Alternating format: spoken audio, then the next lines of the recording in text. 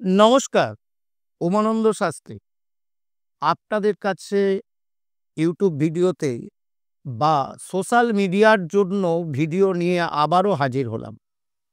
ভিডিওটা অনেকদিন পরে যাচ্ছে, তার কারণ প্রচণ্ড ব্যস্ততার মধ্যে ছিলাম।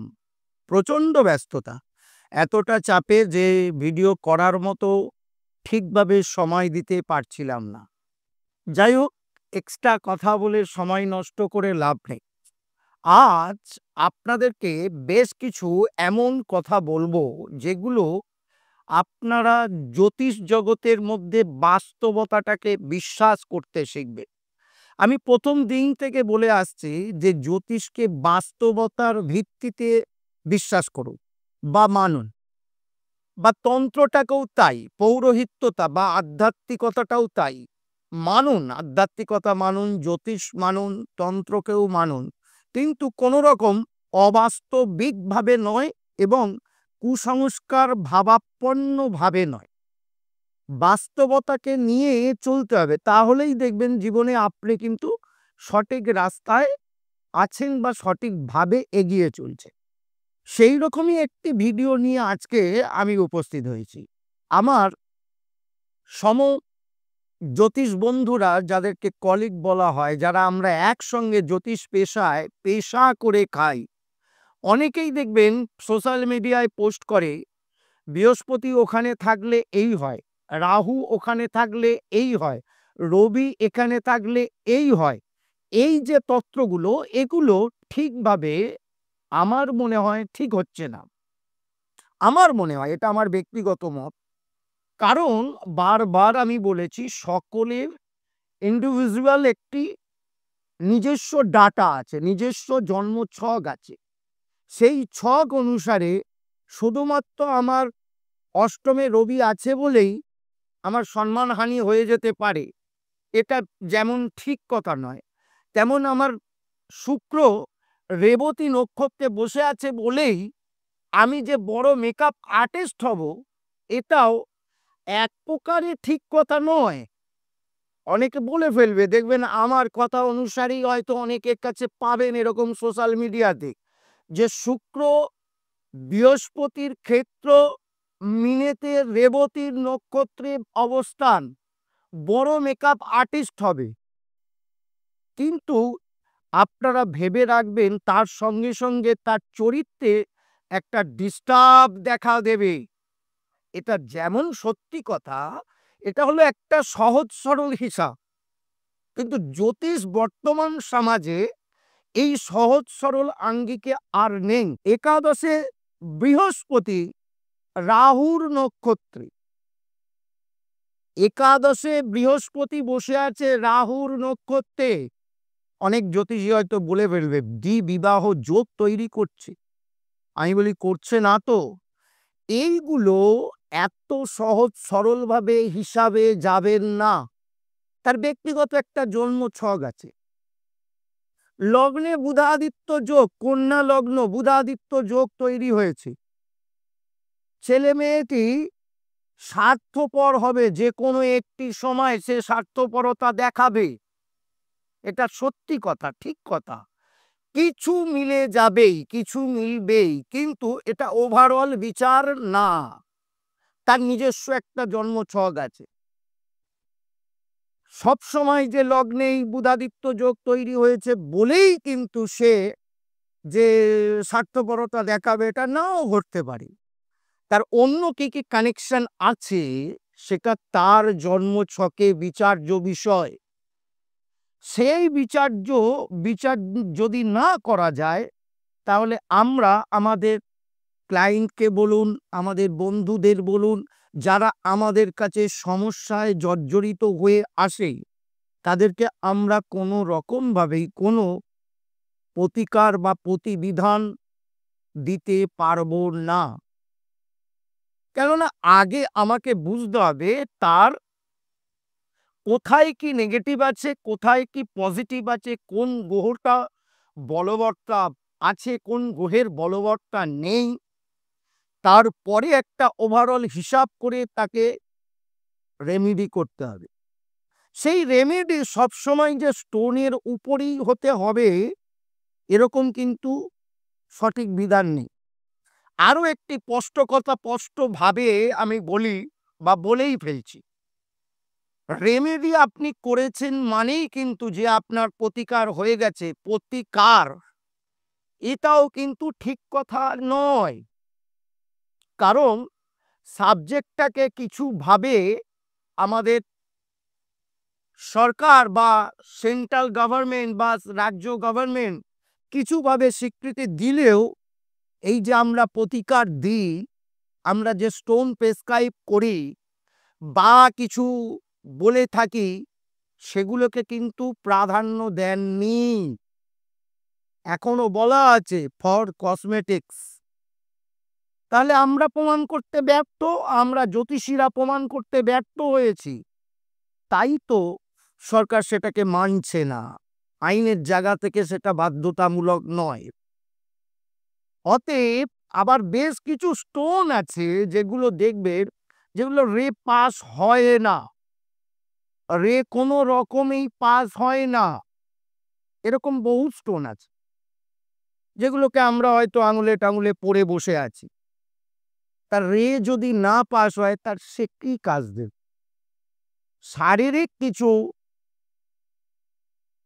প্রতিক্রিয়া ঘটাতে পারে, সকলেরই করে কর্মে খায়। আমি কারোর বিরুদ্ধে কোনো বিরুদ্ধাচারণ করে আজ পর্যন্ত কোনো কথা বলি না বা আগামী দিনেও বলবো না। আমি আমার কথা স্পষ্টভাবে আমার দর্শকদের কাছে, আমার বন্ধুদের কাছে, যারা আমাকে মেনে চলে, যারা আমার কাছে আসে, তাদের জন্য আমি তুলে ধরতে চাই। এই অতএব আগে আপনাকে জ্যোতিষ বিচার্য, কোন জ্যোতিষীর কাছে আপনি যাচ্ছেন, সে কি ওই রকমভাবে টোটকা টাইপের কথাবার্তা বলছে?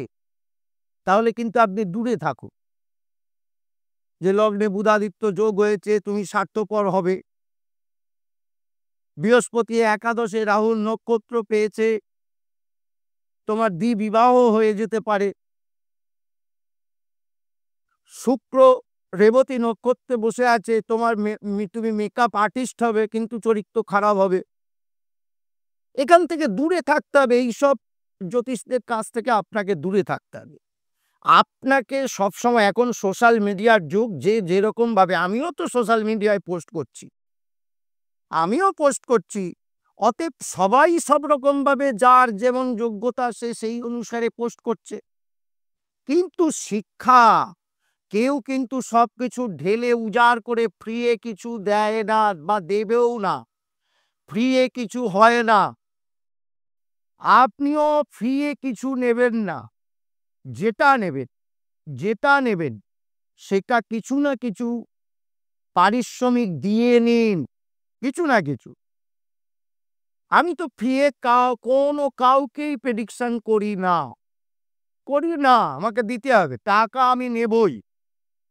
তাতে আপনার মনে হতে পারে দাদা একটু এরকম, হ্যাঁ এরকমই, এটা আমার রুটি রুজি, আমি জানি, আমি কেন নেব না, আমি কেন নেব না, আমি তো জানি।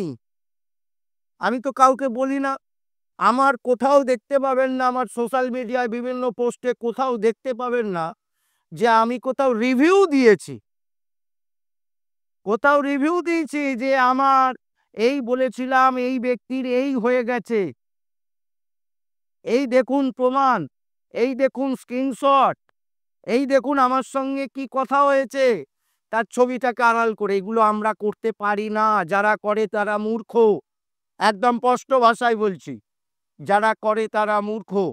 ডাক্তারি পেশার মতো আমাদের পেশাটাকেও সম্মান দিতে শিখুন।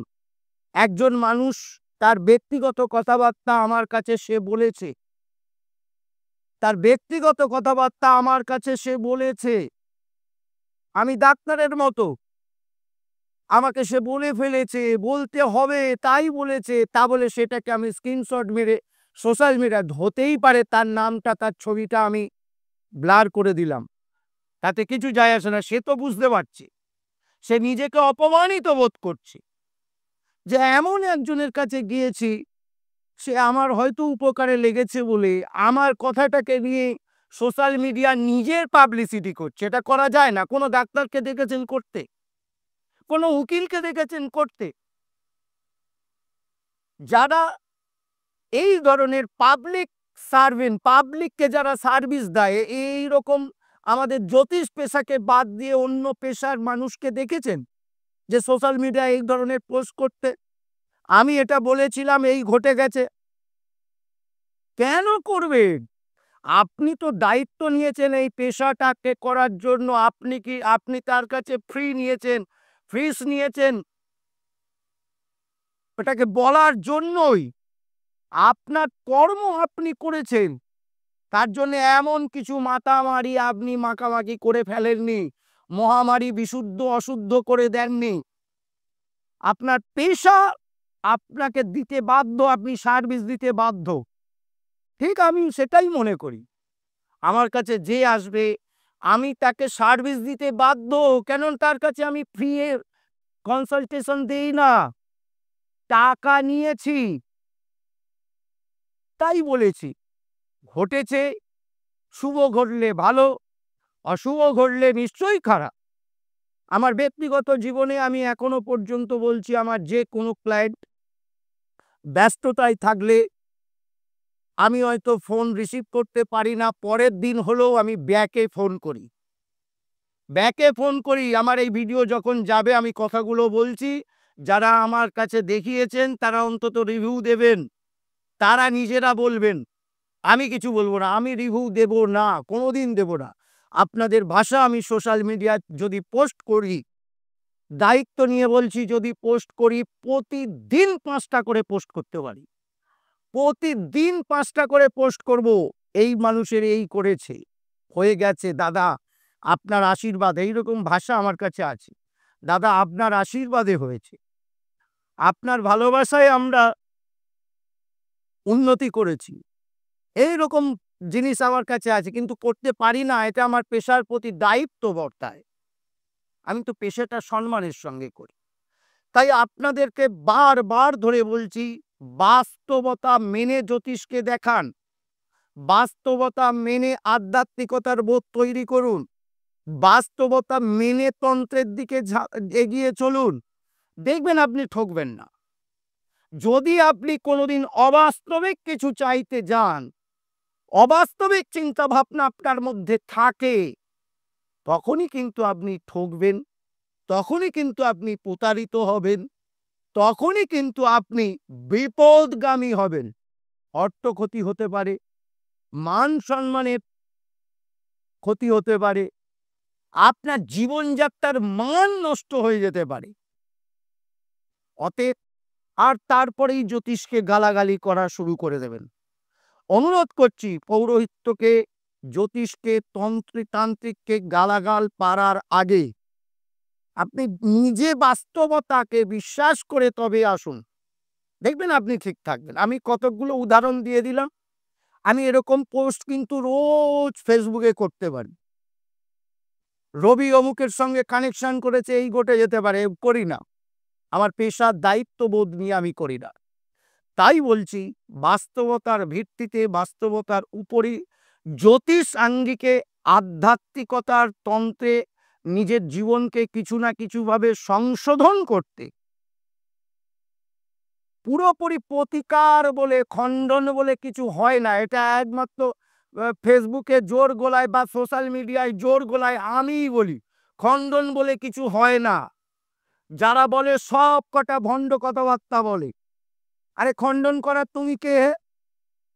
পৃথিবী ঈশ্বর পারেনি, আর তুমি পারবে? ঈশ্বর নিজের জীবনযাত্রাকে রাশিচক্র থেকে আলাদা করতে পারেনি, তুমি আমি পেরে যাব?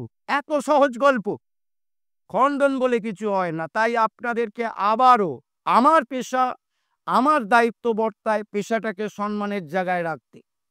তাই আবারও বলছি, বাস্তবতার ভিত্তি করে জ্যোতিষ দেখান, বাস্তবতাকে মেনে পুরোহিতকে দিয়ে পুজো পাঠ করান, বাস্তবতা মেনে তান্ত্রিকের কাছে গিয়ে কাজকর্ম করান। জীবনে ঠকবেন না, দায়িত্ব নিয়ে বলছি, জীবনে ঠকবেন না। ভালো থাকুন, সুস্থ থাকুন, বাস্তবতার ভিত্তিতে জ্যোতিষ, পৌরোহিত্য, তন্ত্রের আঙ্গিকে নিজেকে সংশোধন করার চেষ্টা করুন। জয় মা।